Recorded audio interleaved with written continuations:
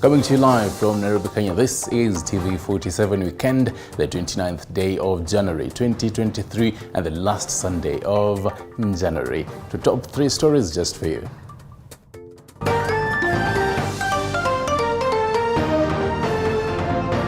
Tonight,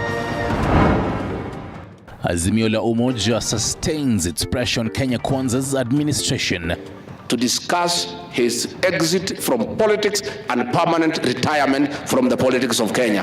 Huyu manake si halali, mambo yote uhuru. With the latter telling off the opposition leaders over their demands. Also tonight, parents and guardians busy as the first ever cohort of junior secondary learners is set to start their grade 7 studies tomorrow. Tunasema mkuje mseme bado mapambano mfumo wa CBC uondolewe. Plus,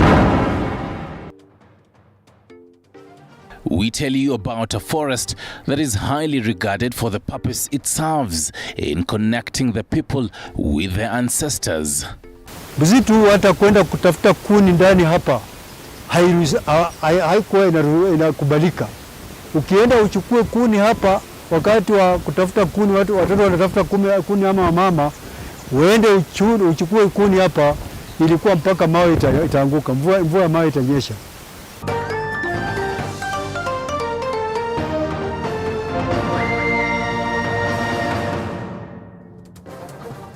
Good evening, welcome to the broadcast. Catherine Similoi is on the sign language docket and I'm yours truly, Stanley Nyeringita. You can always talk to us on our socials below your screens. Now to top story, Azimio la Umoja One Kenya coalition leader Raila Odinga has threatened to reveal information about former Independent Electoral and Boundaries Commission IEBC chairperson Wafula Chebukati, Commissioners Abdi Guliye and Boyamulu.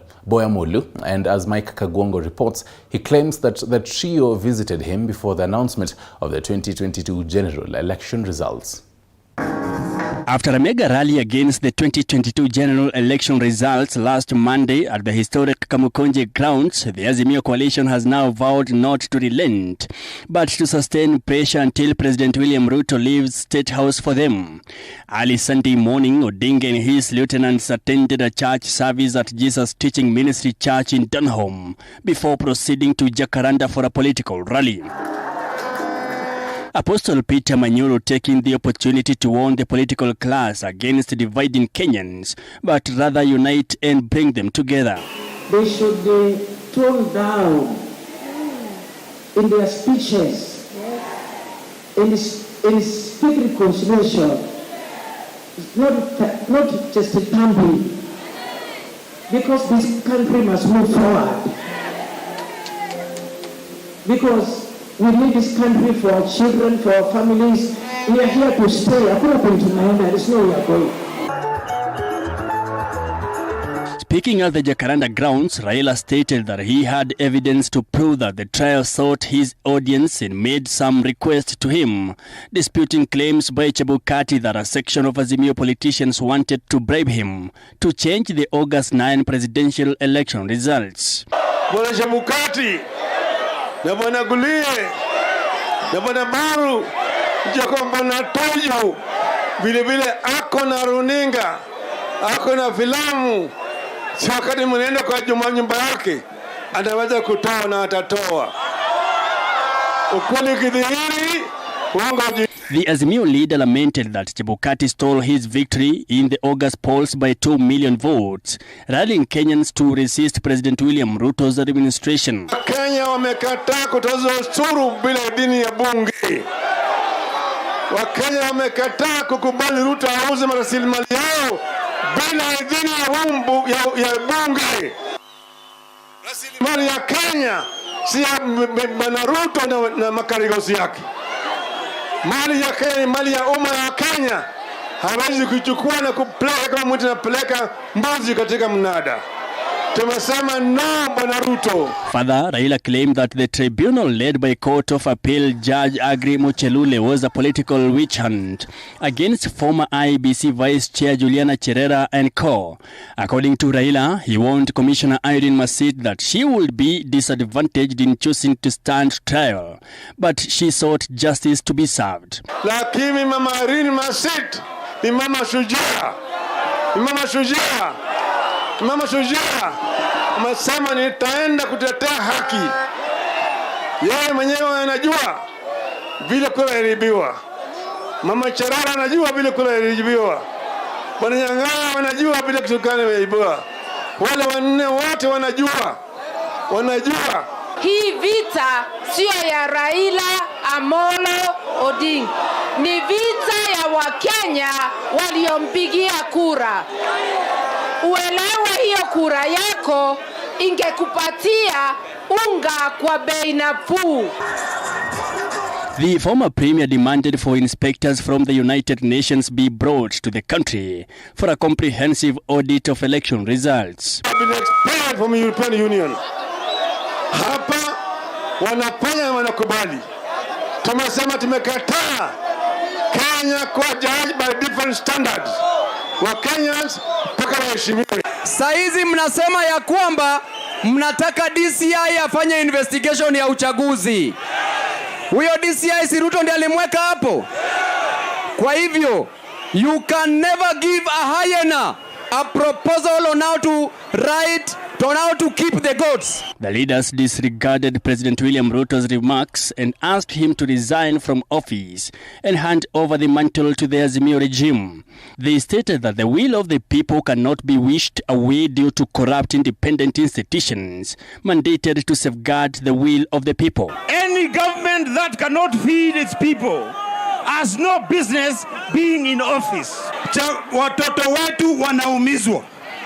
Kama nyinyi kweli mnajali maisha ya kesho, na mimi najua mnajali maisha ya kesho, lazima mseme enough is enough. Hii kazi maisha yamekuwa ngumu. Yaani siasa ya mauaji Kenya haitakubalika. Mimi nawaomba kitu kimoja wa Kenya wenzangu. Tukitoka hapa tusiharibu ushindi wa baba. Odinga has scheduled a series of rallies across the country before embarking on the last one here in Nairobi, where he is expected to give his next course of action to his followers. This as President William Ruto still maintains there is no handshake between himself and Raila Odinga. Mike Kagwongo, TV 47 from Jacaranda Grounds, Nairobi. Right, thank you for that, Mike Kagwongo. And still on the same matters, President William Ruto has told off Azimio One Kenya leader Raila Odinga, saying that he is not a pushover to be told what to do. This as the Azimio leader Sunday held a second rally after jetting back into the country from South Africa. Accompanying Ruto in his tour of Narok County, Kenya Kwanza leaders led by Rigathi Gachagua, who is the deputy president, were quick to dismiss Raila's rallies, adding that he will not get the attention he is allegedly looking for. President William Ruto seems not to be taking any more of Azimio la Umoja's Raila Odinga, who still insists that his victory was stolen on the 9th of August 2022. The two continue to clash over election results.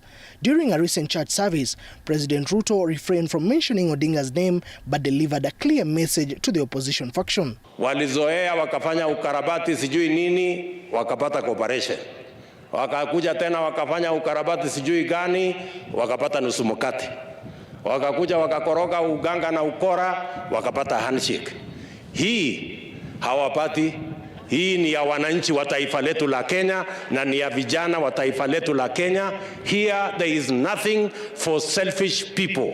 Picking up from where he left off from earlier rally held at Kamkunji grounds, Odinga insists on his plan to continue the such events. But even as the country's political temperature seems to be steadily rising, President Ruto reiterated that the Kenya Kwanza administration is focused on delivering on its campaign promises to Kenyans across the country. Hatuhitaji ruhusa ya wale watu ati tufanye hii kazi tunafanya. We don't need their permission.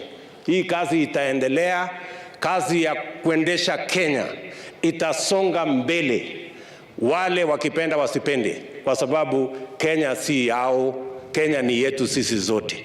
Deputy President Rigathi Gachagua, with his usual demeanor and backed by Prime Cabinet Secretary Musalia Mudavadi, went bare knuckle launching a scathing attack towards the Raila-led Azimio. Gachagua telling Narok residents that Raila is just attention-seeking so as to get a piece of the William Ruto government. Rais, usikubali. Na kama utaona hiyo mzee ni sawa kwa sababu ni Mkenya. But you should only, Your Excellency, consider to have only one discussion na hiyo mzee, to discuss his exit from politics and permanent retirement from the politics of Kenya. That, Your Excellency, you have our support, you can have that discussion. Musalia, on his part, called on Raila to call off his planned rallies across the country, stating that they are not good for the economy, which is already negatively affected. Ukisema unataka uambie Wakenya wasusie products, which products do you want them to boycott? Yet we want jobs created. Wacha kuchosha Wakenya na maandamano. Allow Kenyans to focus on rebuilding the economy that you destroyed with the handshake under the handshake regime. You can go back to maandamano on a Friday, but I want to give you the bad news. The person you are dealing with, the President of the Republic of Kenya, huyo hawezi tishwa na maandamano. The Kenya Kwanza political formation has insisted that it will tour all parts of the country to take its development agenda, despite calls from their rivals from Azimio that have been calling on William Ruto to vacate State House. Moige William, TV 47.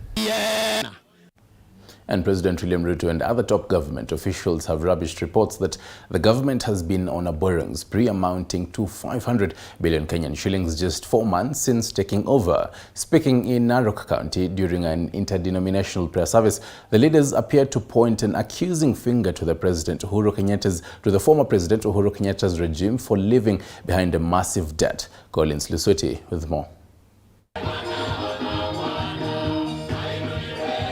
After widespread reports that the Kenya Kwanza government has already borrowed 500 billion shillings 4 months into office, President Ruto is now denouncing the reports, saying the government has no plans whatsoever to borrow huge amounts. Wengine wanajaribu kusema serikali yetu imekopa.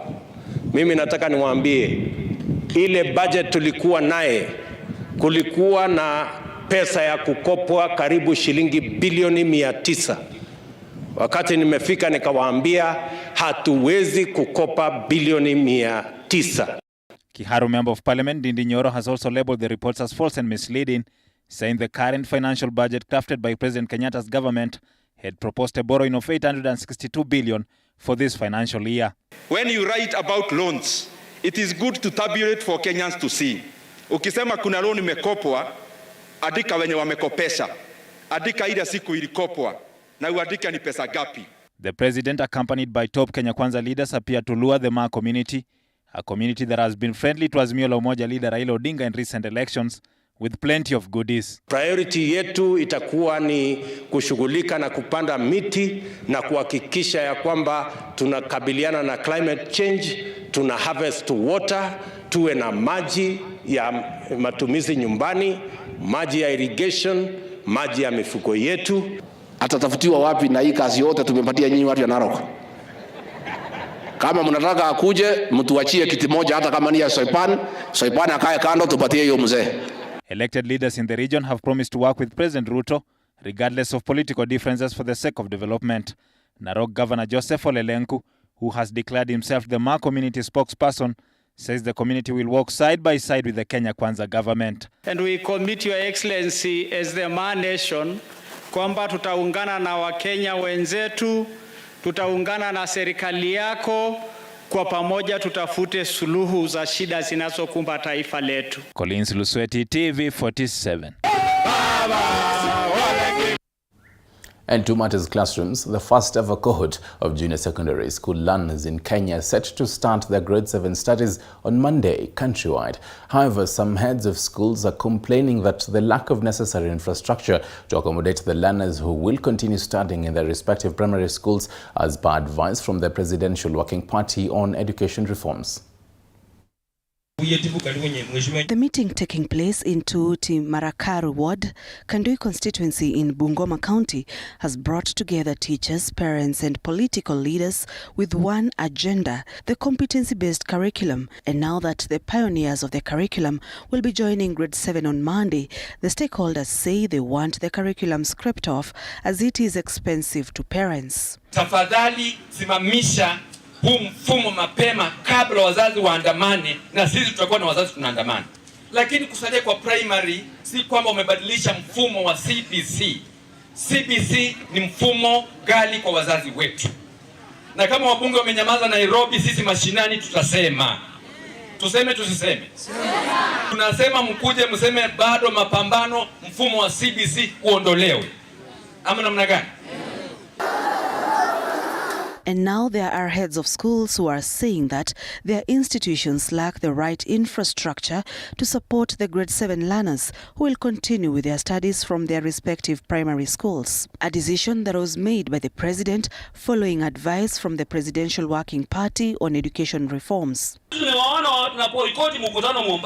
Wakisema tunataka pesa ya nini? Ya CDF. Mbona hawaboikoti kuenda National Parliament waseme mfumo wa CBC ufanye nini? Uondolewe. Grade 7 learners will report to school for first term on Monday as the first ever cohort of junior secondary school in the country. Sharon Baranga, TV47. And indeed, it will be a litmus test for the Ministry of Education to ensure that the junior secondary school, the first ever cohort, more than 2 million learners will actually have to, and everything will have to go smoothly. And even for the CBC and the school fees, the whole parents waiting for the public schools to actually have that particular kitty of about 15,000 Kenyan shillings annually. At other matters, Mijikenda Kaya elders in Mombasa have performed a ceremonial ritual to endorse and bless Ali Hamisi Kitaka, who is vying for the chairmanship of the UDA party in Mombasa County.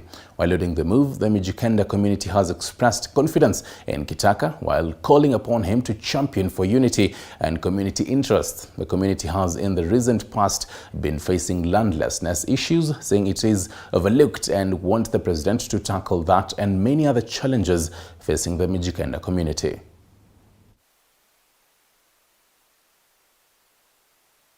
Na uhakika tuko na mambo mengi ambayo yanatusumbua upande wetu wa Mombasa County, lakini mimi nikiwa kama mwenyekiti wa UDA wa Mombasa County nitarekebisha mahali kuna matatizo.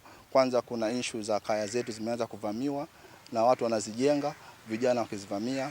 Naomba Mwenyezi Mungu nikiwa kama chairman nitawasaidia, tutazungusha wall, perimeter wall kwa hizo kaya zetu na mambo mengine ya kusaidia vijana wetu kama Walikoni na vijana wetu wa Mombasa County wote. Huyu ni mtu ambaye anapendelea watu wote waendelee. Na katika sisi Mijikenda tuna mahitaji mengi ambao huyu tulimhusisha mbeleni. Na mengi ametutimizia, mengi bado kwa sababu ule uwezo ndio alikuwa hana sauti. Ndio sisi tumekaa chini wa Pwani tukasema kwamba huyu ndugu yetu Kitaka afadhali apawe uongozi chamani wa UDA mkoa wa Pwani. Tumeona vijana wetu wamepata makazi makubwa katika ndani ya serikali, poti yetu tumerudishiwa na sasa hii tunatarajia yale alituahidi kuhusu mambo absentee landlord kwamba haya mashamba yatarudi kwa wenyewe. Hapa Likoni tuko na shida kubwa sana kuhusu mambo ya skota. Kwa sababu hapa kama hapa Shell Beach ambapo ni Timbwani tuko na mashamba ambayo ya mababu zetu lakini title ziko na watu wengine. Meanwhile, leaders in Baringo County have called on the government to set aside specialized bursary kitties for students affected by banditry in the area as schools reopen countrywide. Speaking in Mukutani Ward, Baringo South, during CS Kindiki Kithura's tour in the region, leaders led by Senator William Cheptumo said for decades, banditry attacks have subjected many parents to languish in poverty, making them unable to take their students to schools. Cheptumo said that the government should remove all guns from the hands of civilians in order to achieve a lasting peace in the area. At the same time, CS Kindiki assured the government's commitment to have all schools that had been closed, among them Rugus Ngelecha, Batlo, Kemuito and Chepkesin, reopened. Asking for humanitarian support and as an emergency, a special bursary for the victims of bandits. Yale maneno ambayo sisi tunaweza kufanya kama county, tutasaidiana waziri.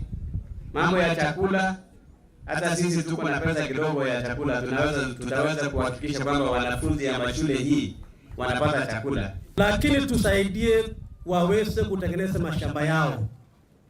Wapewe tractor, wapewe mbegu, wapewe yale inatakikana ili wafanye mambo ya farming at least for now. Kuna shule zingine, sehemu nyingine katika hii area huko Ngerecha na kule kwingine ambazo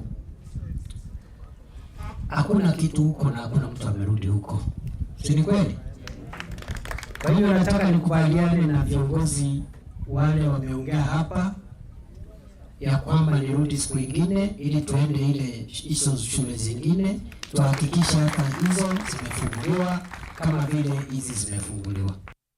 And taxi operators in Nakuru brought business on the Nyahururu Road to a halt with demonstration to protest alleged bribery demands from the county askaris. The demonstration was reported to have temporarily stopped business in the area. Chichi Josephine provides more information.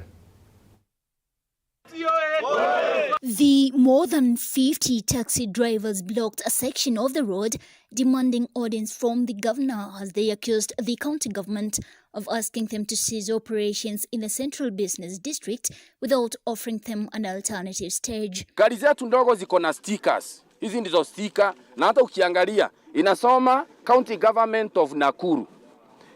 Hii sticker saa hii hata kama tuko nayo ni kama ni useless. Juu ukiingia saa hii ubebe abiria kwa barabara ushikishe town, hata kama ni kwa petrol station, unakuta kanjo wamemwaga hapo wengi, unashikwa. Ukienda kwa county huko, uende huko kwa kanjo, ulize mbona ninashikwa, unaambiwa hakuna dropping ama kupick town. They claimed that some of the officers were demanding bribes for them to operate in the town's central business. They have also complained about rampant harassment as they were also up in arms against arbitrary arrests by the askaris. Wanaua ndoto zetu za nini? Na sisi ni watu ambao wanachangia nchi yetu. Mimi naomba Madam Governor atusaidie, asikie kilio yetu na aweze kutusaidia. Kajo hii Nakuru wanafanya kutoka saa 10 ya asubuhi mpaka saa 3 ya usiku. Na hakuna kitu kingine wanafanya. Kufukuza wasiri na kuzuia hizi taxi zisibebe hapo zikaipatel. They lamented over the county government's move which banned them from waiting for clients along Kenyatta Avenue, saying it has now moved forward to further kill their business that has greatly affected them. Mtu akikufukuza anafaa kuambia hatutaki mbebe hapa, endeni mbebe mahali fulani. Sasa sisi hatuambii endeni mbebe mahali fulani, kumaanisha huyu mtu anataka kukumaliza kabisa. Juu matatu aliambiwa msibebe Kenyatta Lane, endeni mbebe pale. Sisi hatukuonyeshwa kwa kubebea. Mimi nauliza, kwani ukifanya kazi na taksi hauna haki? Tupatiwe na mahali mzuri ya kufanyia kazi. Kama serikali ya Ruto ilisema ni bottom up, sisi tukue wa kwanza kuinuliwa ili kesho kuwe na ushahidi ya kutosha bottom up ilifanya kazi. Their attempt to seek an audience with the governor have not borne any fruit, and they claim that the governor has not bothered to listen to their concerns. Baba governor wetu, sisi tulitokea vizuri sana, tukamchagua. Aliposhida tulienda hii barabara yote tukipiga gari zetu honi mpaka zikaugua. Na saa hii ni yeye anatutesa. Tunaomba tu atusikize. Chichi Josephine, TV47. Tusikizwe juu pia sisi tulichagua. The Law Society of Kenya has put on notice quack lawyers who continue siphoning money from members of the public pretending to offer them services. President of the Law Society of Kenya, that is Eric Theuri, issued the warning when he visited the southeastern branch in Machakos town, where he met lawyers to discuss challenges pertaining the line of duty. Theuri further cautioned members of the public to be extremely cautious while hiring lawyers to represent them in cases.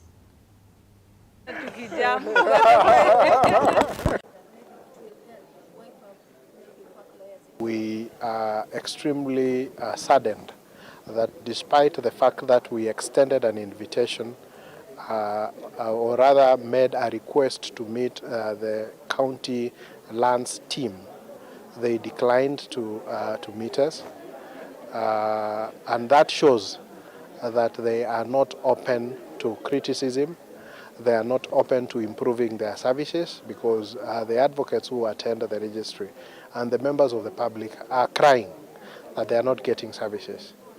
And the true test of servant leadership is to be able to accept that feedback from your customers. If the customers say that you are not delivering a good service, you need to listen and to look at them and explain to them if you have any challenges. And so we are dismayed by the action of the county lands team from refusing to meet the Council of the Law Society. Meanwhile, residents of Moya Ward in Moya Sub-County in Embu County have petitioned the president to intervene in the land adjudication matters they say have dragged for the last 50 years. Speaking at Karabo Market, where they held a consultative meeting, the residents accused Mbere Council of Elders, that is Ngome, for allegedly employing dirty tricks to frustrate the issuance of title deeds. Through their local leaders, the residents claim that 95% of land in the new Moya Sub-County did not have issues.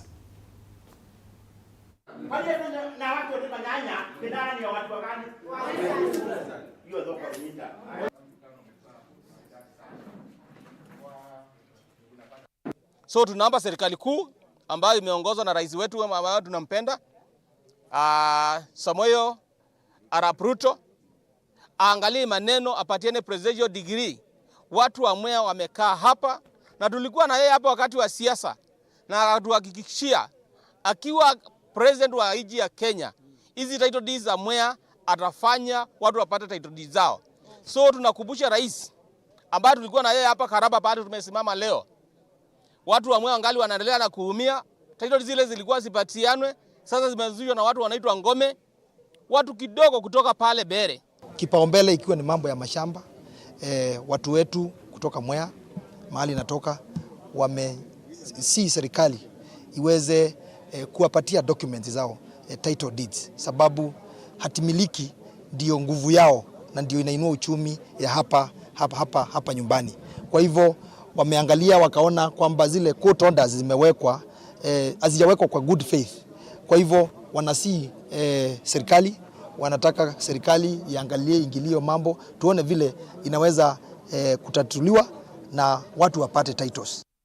And still on matters land tussles, the Nyahururu Workers Housing Group in Nyahururu Town is now calling on the national government to reinforce strict laws governing land ownership in the country to protect them from grabbers. The group has been in a long tussle with alleged land grabbers over pieces of land along Mangur River. Nyahururu Workers Housing Group insists that they are the rightful owners, led by the chairman Nderutu Mureithi. The group has taken the matter to relevant authorities to address the situation.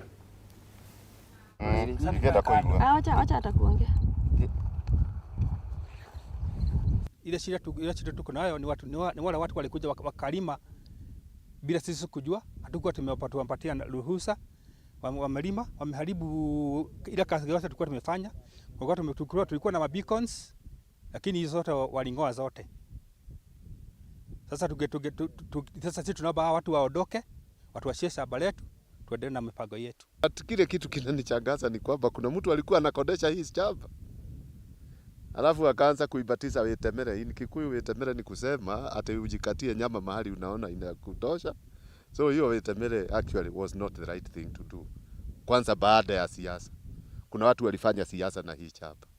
Kuna watu walikuwa wanatengeneza mashamba wakiambia watu, hata wakiwaahidi hata watakuja waanze kulima hapa. Na ni mahali ambapo hata ukiangalia pale ni kwa mission ya Catholic, wamelima bila hata kuuliza. Wako na shamba ya mzee rafiki yangu mwingine pale, na kuna mtu ambaye hana title hapa. Kwa hivyo ni vizuri kama serikali mtusaidie. Right, listen to this next story.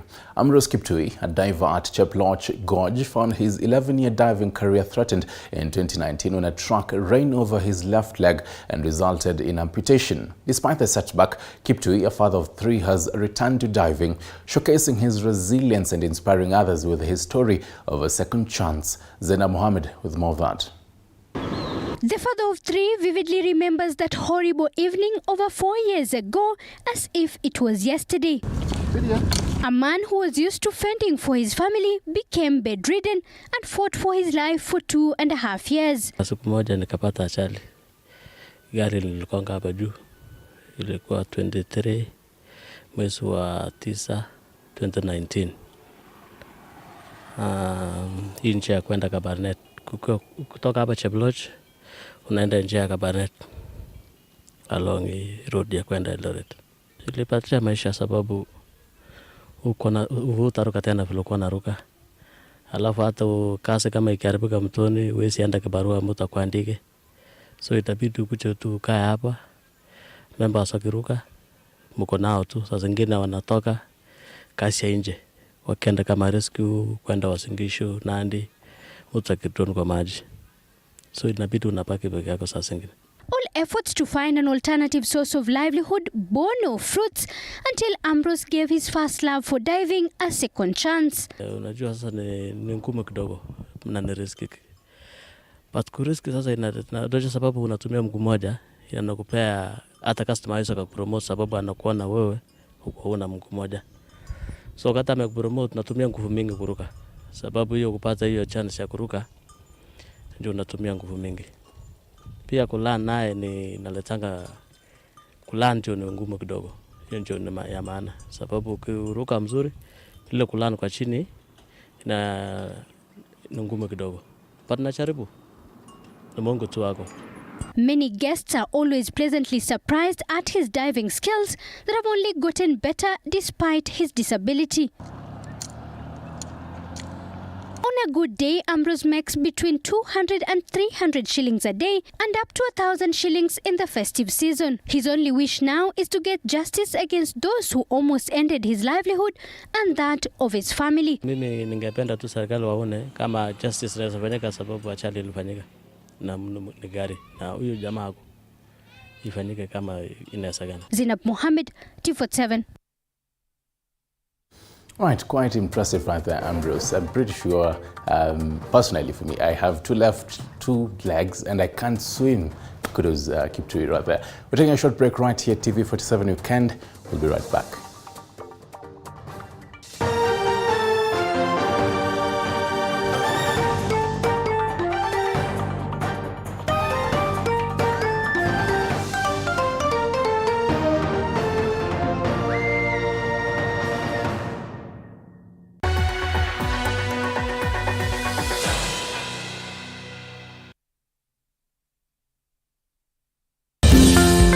Are you looking for a distinguished institution of academic and professional excellence to kickstart your career? Then join KIPS Technical College, a top-NEC, KASNEB and NEET examination center in Kenya that is fully accredited by TVET Authority with over 90% national exam pass rate. We offer high-quality, hands-on training in engineering, hospitality, tourism, journalism, ICT, business, accounting, hairdressing and beauty, health sciences, community development and foreign language, and have placed over 26,000 graduates since 1994. Our state-of-the-art equipment, well-equipped workshops, indoor and outdoor sports facilities make us the preferred choice. During my training, I was able to become a SCIPS, which has helped me to achieve my goals in community development. Admissions for January 2023 intake is ongoing. For more information, call 0720-813-113 or visit any of our 6 campuses located within Nairobi. KIPS Technical College, your sure path to success. Imagine starting your academic journey here at the foot of Mount Kenya. A place where you can call home. A place where we celebrate our diversity and uniqueness. A place where you can be at your best, at work and at play. That place is Embu College. There's no better place to make the difference than Embu College. Karibu Embu College, where a holistic education matters.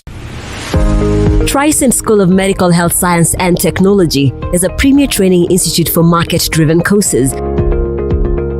With state-of-the-art facilities, competent and dedicated members of staff, and linkages with the medical industry, you are assured of a bright future when you study with us. Enroll today in our campuses at Juja, Nairobi West, Kisumu, and Homa Bay.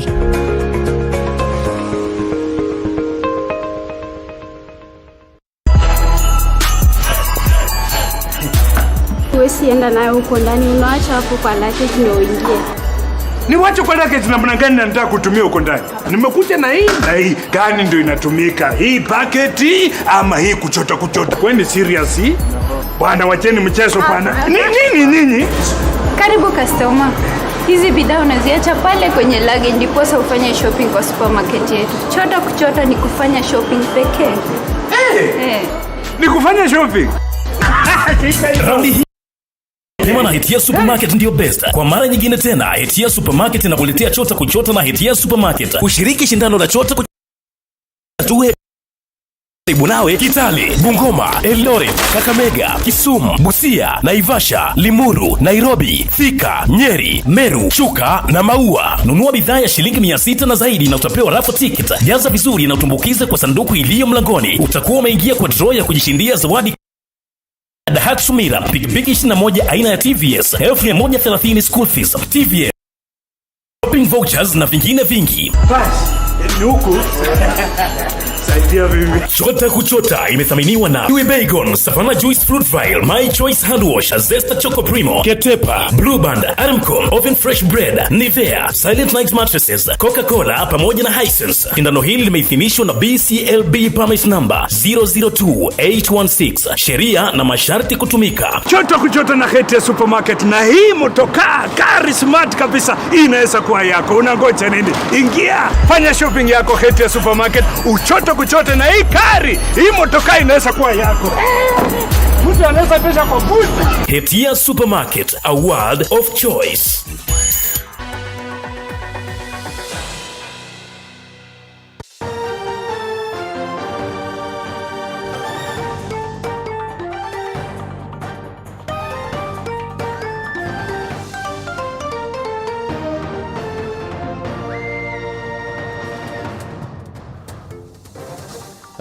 Four minutes past the top of the hour. Thank you for sticking around.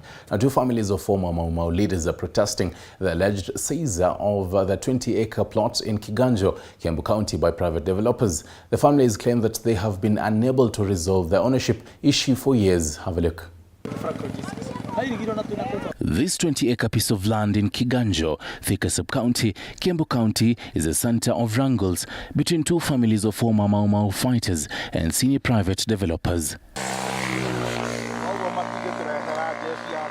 According to the families of General Njuguna Gashui and Brigadier Ndaiga Ngotho, the two Mau Mau leaders bought the piece of land in the late 1970s and they now want the government's aid in retrieving it. Together with another partner who was also a freedom fighter by name Brigadier Ndaiga Ngotho, applied for a portion of land. They applied it on their individual capacity, but at some point there were some shenanigans who came in who are radicals and they purported to be freedom fighters. Usaidizi kutoka kwa Mheshimiwa Rigathi Gachagua atusaidia sababu sisi ni watoto wa Mau Mau na sisi ndio tumebaki. Wazazi wetu wameondoka wote, sasa tumebaki mzazi moja kwa hii boma ya Mukudi Dai. And in Kiambu Sub-County, shareholders of the controversial Mboi Committee are up in arms claiming that some of the parcels of land have been sold without their knowledge.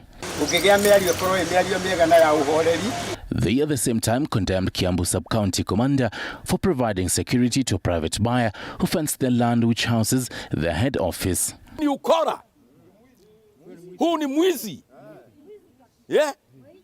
Sasa ile tushamba zimetengwa kwa public utility ya mashule, mahospitali yote anakatakata, ikiwa ikatano anakata ikatatu. The stakeholders have so far served the county commissioner's office with a court order that indicated that the directors who are in the office illegally should not conduct any businesses of the company, and the status quo remains until a court's determination.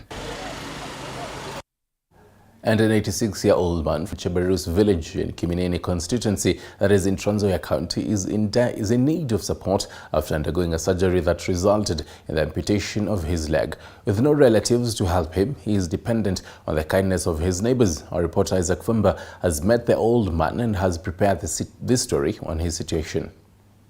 When we visited Trans Nzoia County Hospital in Kitale and go to the special men's ward, we found Wanjusi Masete, having a lot of thoughts on his current condition, including pain and being lonely, with none of his family members present. Here we try to speak to him, although he has a hearing problem and he also struggled to speak and pass the message. Papa nakufa, mama nakufa, sasa ndugu yangu mmoja ndio alikuwa chifu Sante wakaua bado niko.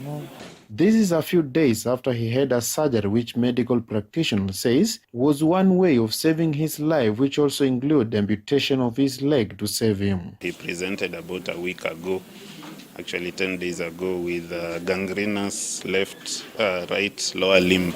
That means that the right leg was rendered unviable because of lack of circulation of blood to the limb. So the leg was not really alive, and it was getting infected.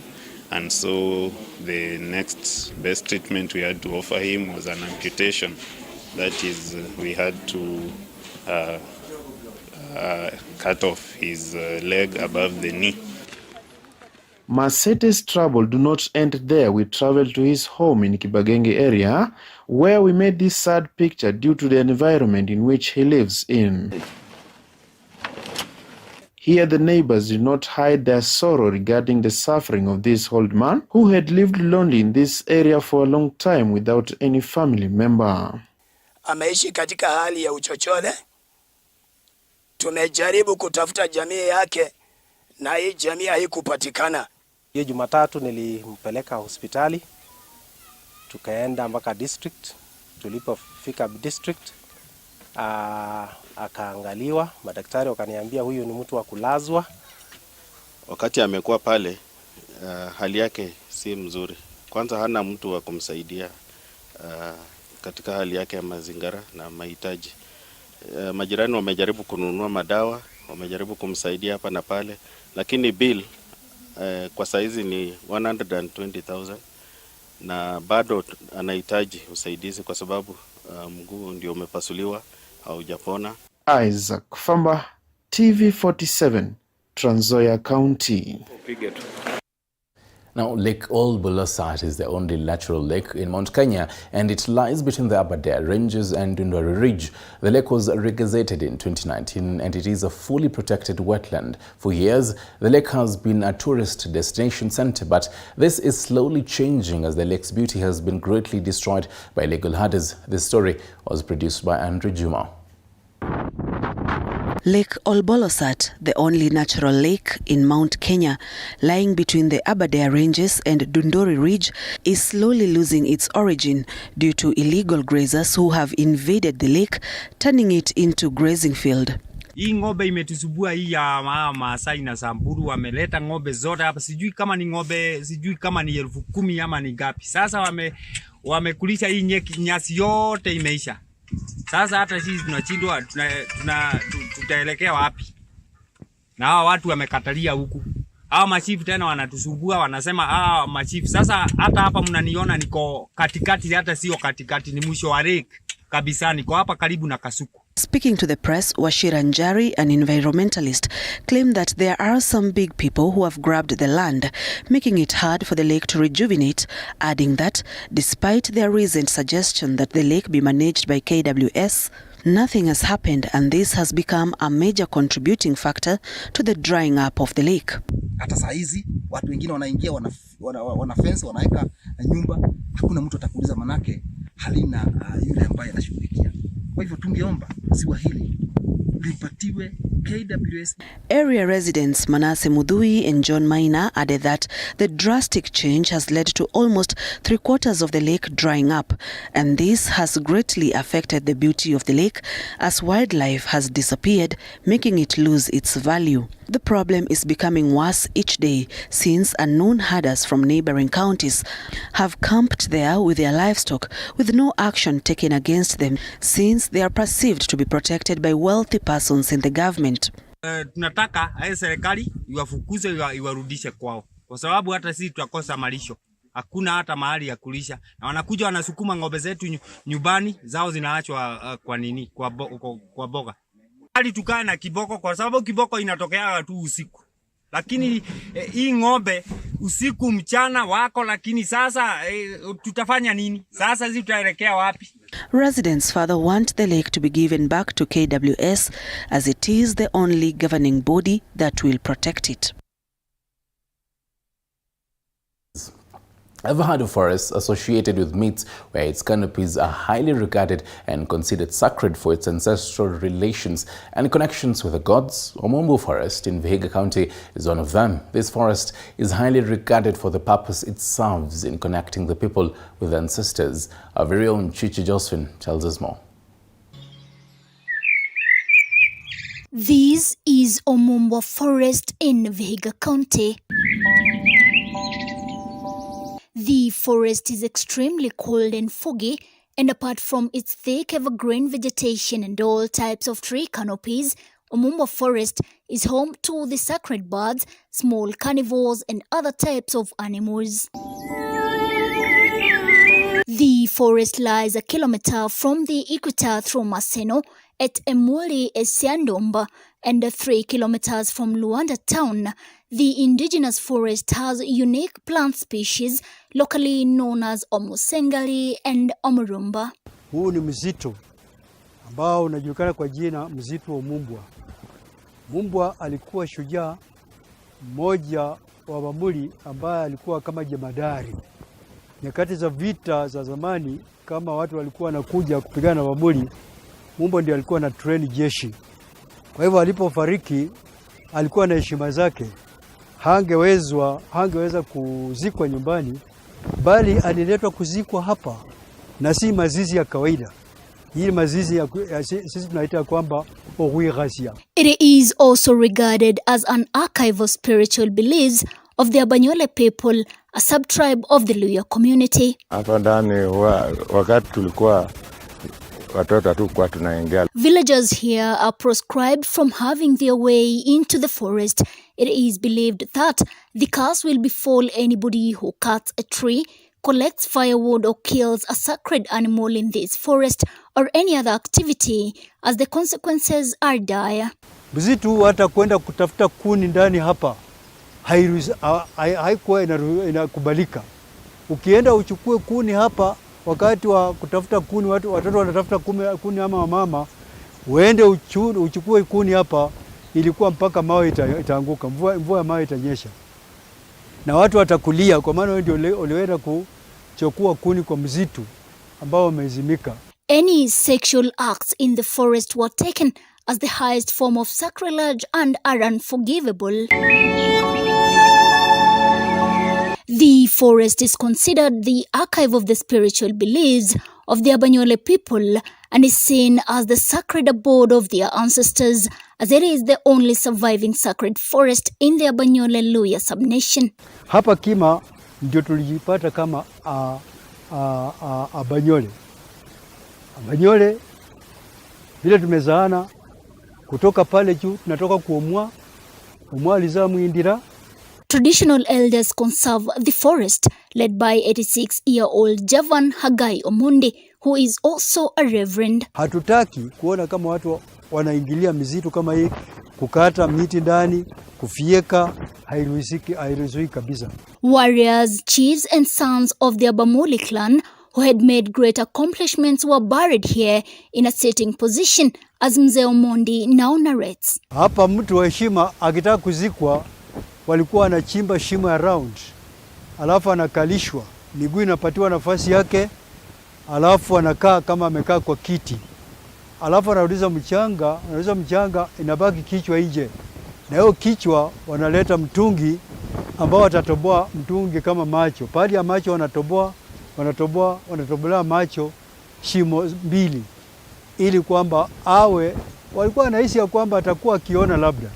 The 12 square kilometers of Mumbwa forest helps the neighboring communities escape the adverse effects of climate change. Msitu huwa inafaidiwa ndio ilete hata wageni kutoka mbali kuchangia pesa ya utalii. However, Omondi says the forest is facing a new threat, Shrinking landslides as some locals clear portions of the forest near the farms for settlement. Tungetaka hata iwekwe ua ya kuzuia ili kwamba uzidi kuwa hapo vile umekuwa miaka hiyo yote, isije ikaingiliwa na watu kwenda kukata kuni, kuondoka kukata miti. Hiyo itakuwa imeharibu utamaduni wetu. Chichi Josephine, TV47. Quite a magical Kenya we do live in. Thank you for that, Chichi Josephine. My director Sanik says that he lives around that particular forest and he does miss it. Let's get into the wonderful world of sports.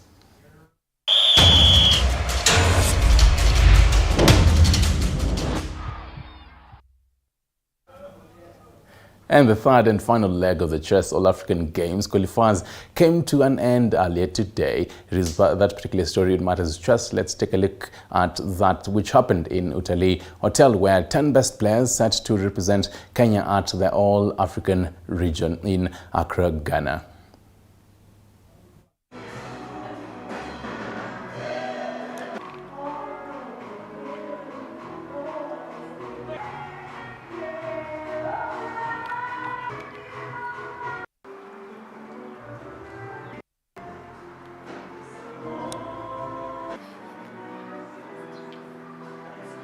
My performance this time was subpar, very, very subpar. I'm not playing maybe to my usual standard. This weekend I was a bit unwell, but I just had to play. But not to take anything away from my competitors, they've played very, very well, so all credit to them. I think this is the toughest qualifier we ever had, both in the ladies and in the open section, because usually we have like one person with a lead of like 2 or 3 points, but this time people are just following closely. Up to the last round, it's not clear who's in, who's out. So I think there's a lot of growth. And the Mashimeji Derby earlier today ended in a goalless draw as Gor Mahia and FC Leopards share the spoils in the match week 13 of the FKF Premier League at the Nyayo National Stadium. The cagey match saw both sides failing to test the goalkeepers as much play was done in the midfield for large spells of the game. However, Ingwe attempted to find the back of the net in the dying minutes of the game unsuccessfully. The results saw Gor Mahia climbing to the third on the league standings on 24 points, level with fourth placed KCB, while FC Leopards remained 8th on the log on 18 points, level with 7th placed Kenya Police FC. Also, Bandari FC got back to the winning ways after edging Nairobi City Stars 2-1 at the Mbaraki Sports Club.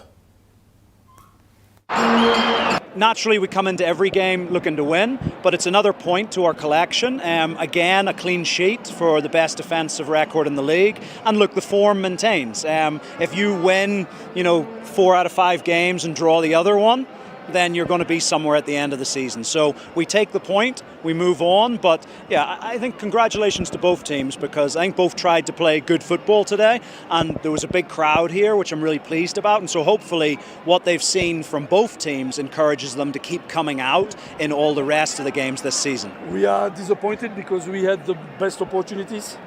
We had the best chance. They didn't get any opportunities except maybe some situation on setup pieces. So we try to play football. I repeat, we had opportunities, but when it's like that, when you are not able to win, you have to be able not to lose. And it's a clean sheet. Now the last 4 games, we only concede 1 goal. So it's a good point. I will say it's a good point, totally deserved. But I'm a little bit disappointed because I think 3 points could have been in our pocket. And as the calls to support grassroots football in Kenya intensifies, the Taita Taveta Football Association has entered into a partnership deal with the Kenya Ports Authority, KRA, that sought to scout for the best players in the area who will in turn be nurtured and inducted into the company's FKF Premier League club, Bandari FC. The partnership deal has seen a football tournament launched in the area in a project worth 10 million Kenyan shillings. Our sports reporter Dennis Otieno tells us more. Veta Football Association and the Kenya Ports Authority have partnered to launch a youth football league, the KPA Taita Taveta Super League, with a budget of 10 million shillings. The goal of the league is to provide young athletes with a platform to showcase their talent.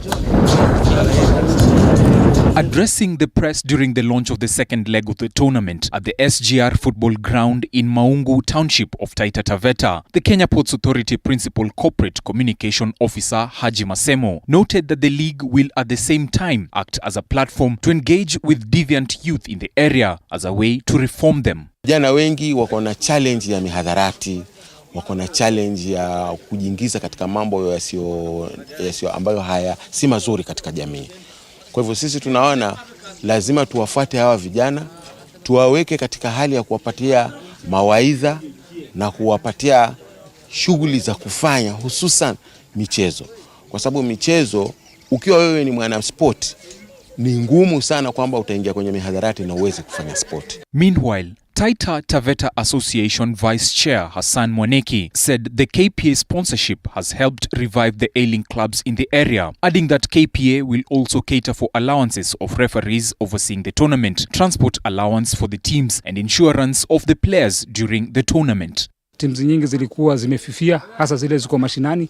Naona hata leo tuko hapa Kambito, jana tulikuwa SGR, tunaenda kule mashinani kabisa, kule ambapo mpira unachezwa, lakini watu wengi wamekuwa wakiwapa sahau. Na unakuta timu zile zilipata ufadhili wa majazi, kila timu sasa iko na seti 3 ya jazz. Timu zile ziliweza kupata njumu ama vifaa vya boots za mpira. Kila timu pia 16 katika timu zote 32 wameweza kugharamiwa pesa zote za referee kwa mechi zote. Unakuta pia kugharamiwa masuala ya mini league, kuja na kurudi yote inagharamiwa, cards zinagharamiwa. Kwa hivyo tumepeana platform kubwa sana kwa wale vijana ambao walikuwa wameanza kusaulika. During the launch of the derby match, Tsunami Warriors FC fell to a 1-0 defeat at the hands of Kale Kali FC, courtesy of a goal scored by Emmanuel Ndolo.